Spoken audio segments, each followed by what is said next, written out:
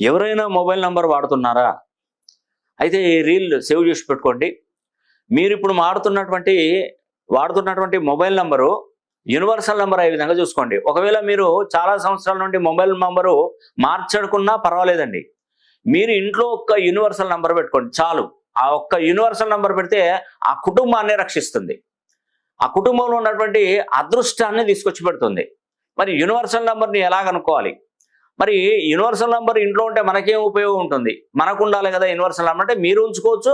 ఒకవేళ వీలు కాకపోతే కనీసం ఇంట్లోనైనా పెట్టాలి యూనివర్సల్ నంబర్. అయితే ఇప్పుడు ఒక కుటుంబ పెద్ద ఏదైనా వ్యాపారం చేసి ఆ ఇంటిని పోషిస్తాడు. ఒక్కరు వ్యాపారం చేసి పోషిస్తే ఇంట్లో అందరూ బతుకుతున్నారు.